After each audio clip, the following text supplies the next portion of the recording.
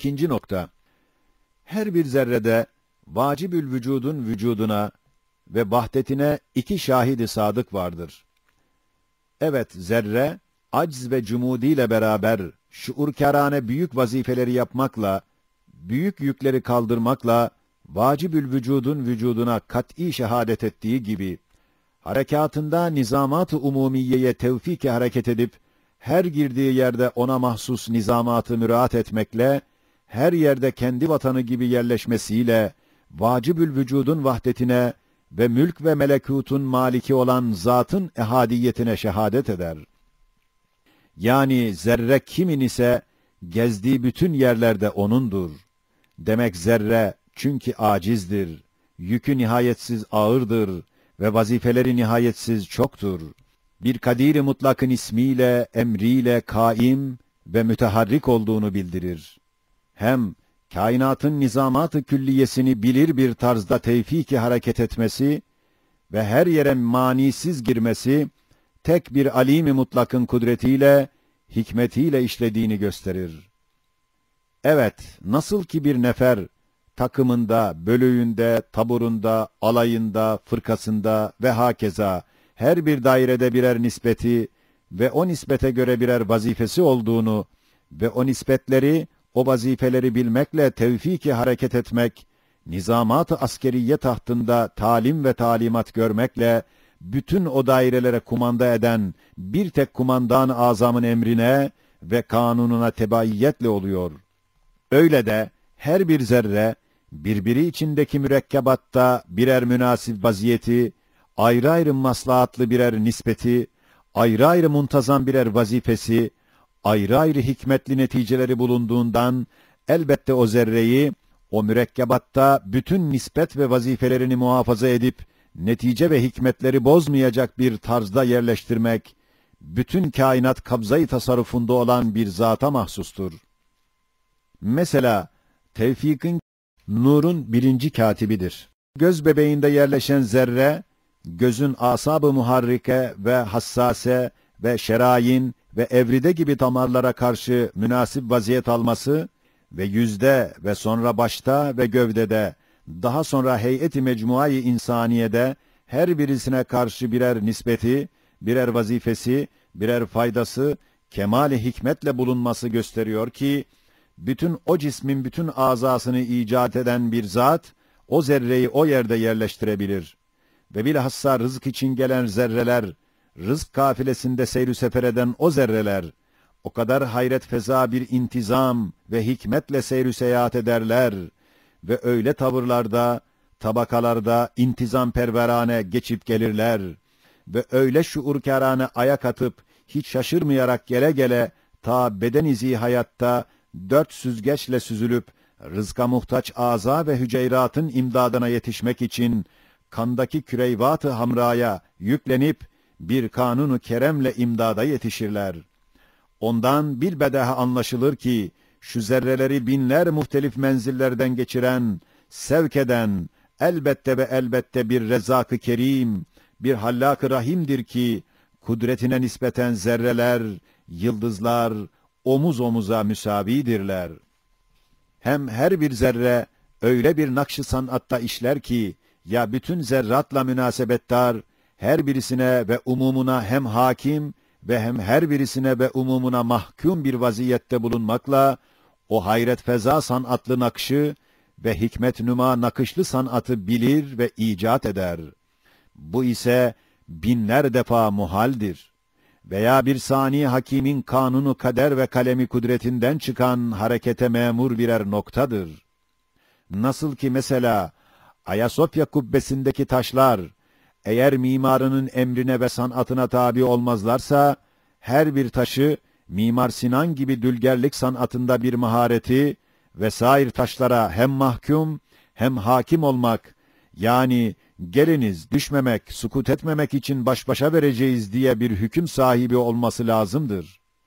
Öyle de, binler defa Ayasofya kubbesinden daha sanatlı, daha hayretli ve hikmetli olan masnuattaki zerreler, kainat ustasının emrine tabi olmazlarsa, her birine sani kainatın evsafı kadar evsafı kemal verilmesi lazım gelir. Feya Subhanallah!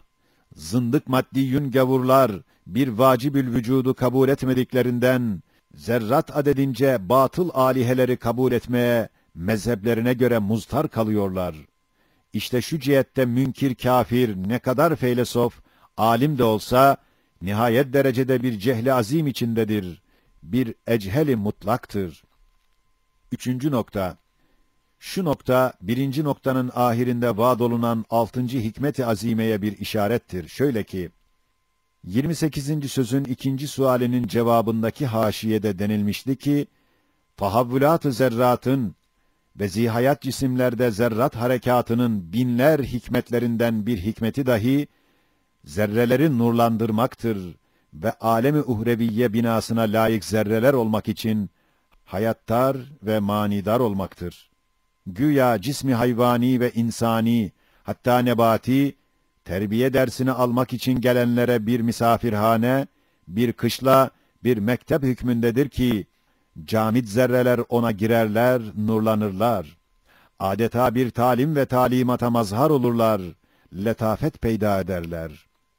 Birer vazifeyi görmekle, alemi bekaya ve bütün eczasıyla hayattar olan dar-ı ahirete zerrat olmak için liyakat kesbederler. Sual: zerratın harekatında şu hikmetin bulunması ne ile bilinir? El cevap: evvela, bütün masnuatın bütün intizamatı ile ve hikmetleriyle sabit olan sani'in hikmetiyle bilinir. Çünkü en cüz'i bir şeye külli hikmetleri takan bir hikmet, seyli kainatın içinde en büyük faaliyet gösteren ve hikmetli nakışlara medar olan harekat-ı zerratı hikmetsiz bırakmaz. Hem en küçük mahlukatı, vazifelerinde ücretsiz, maaşsız, kemalsiz bırakmayan bir hikmet, bir hakimiyet, en kesretli ve esaslı memurlarını, hizmetkarlarını nursuz, ücretsiz bırakmaz.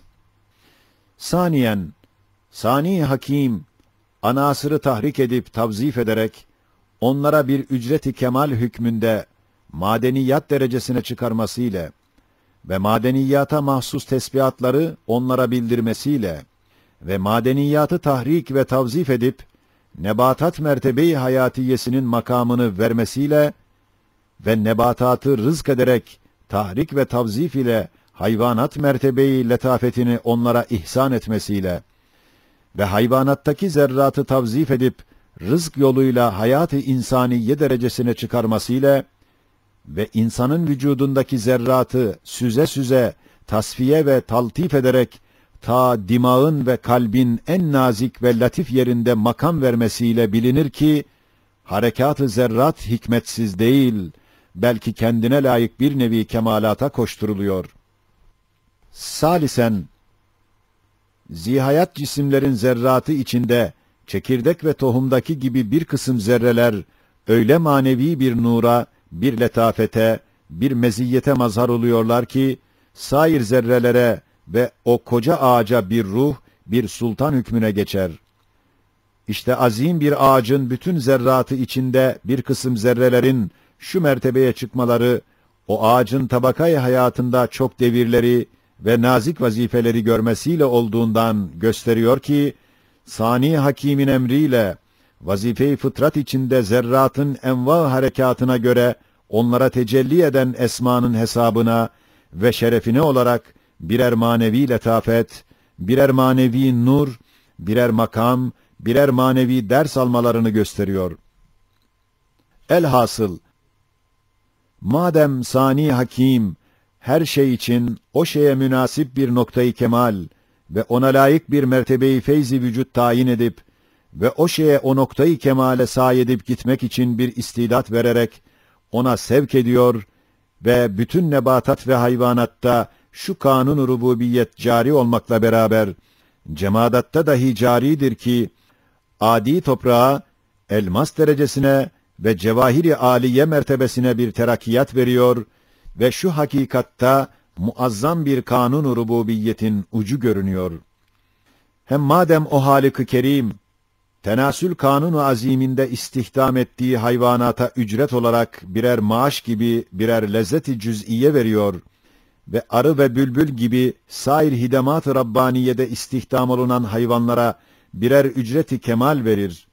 Şevk ve lezzete medar birer makam veriyor ve şunda bir muazzam kanunu keremin ucu görünüyor.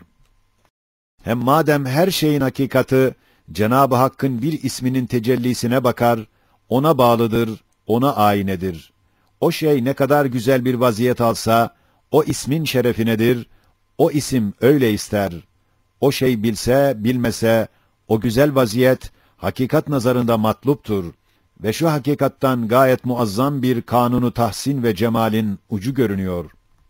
Hem madem Fatır-ı Kerim, düstur-u kerem iktizası ile bir şeye verdiği makamı ve kemali, o şeyin müddeti ve ömrü bitmesiyle o kemali geriye almıyor. Belki o zî-kemalin meyvelerini, neticelerini, manevi hüviyetini ve manasını, ruhlu ise ruhunu ipka ediyor. Mesela, dünyada insanı mazhar ettiği kemalatın manalarını, meyvelerini ipka ediyor. Hatta, müteşekkir bir müminin yediği zail meyvelerin şükrünü, hamdini, mücessem bir meyve-i cennet suretinde tekrar ona veriyor. Ve şu hakikatta muazzam bir kanunu rahmetin ucu görünüyor. Hem madem hallak-ı bir misal israf etmiyor, abes işleri yapmıyor, hatta güz mevsiminde vazifesi bitmiş, vefat etmiş mahlukların enkaz-ı maddiyesini bahar masnuatında istimal ediyor, onların binalarında derc ediyor. Elbette, يَوْمَ تُبَدَّلُ الْأَرْضُ غَيْرَ الْأَرْضِ sırrıyla, وَاِنَّ الدَّارَ الْآخِرَةَ لَهِيَ الْحَيَوَانِ işaretiyle, şu dünyada camit, şuursuz ve mühim vazifeler gören zerrat-ı arziyenin, elbette taşı, ağacı, her şeyi zihayat ve zişuur olan ahiretin bazı binalarında derc ve istimali muktezai hikmettir. Çünkü harap olmuş dünyanın zerratını dünyada bırakmak veya ademe atmak israftır. Ve şu hakikattan pek muazzam bir kanunu hikmetin ucu görünüyor.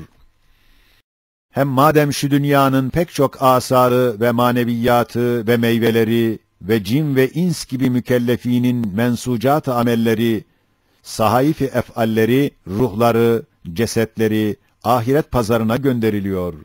Elbette o semerata ve manalara hizmet eden ve arkadaşlık eden zerrat-ı arziye dahi, vazife noktasında kendine göre tekemmül ettikten sonra, yani nuru hayata çok defa hizmet ve mazhar olduktan sonra ve hayati tesbihata medar olduktan sonra, şu harap olacak dünyanın enkazı içinde, şu zerratı dahi öteki alemin binasında derc etmek, muktezai adl ve hikmettir.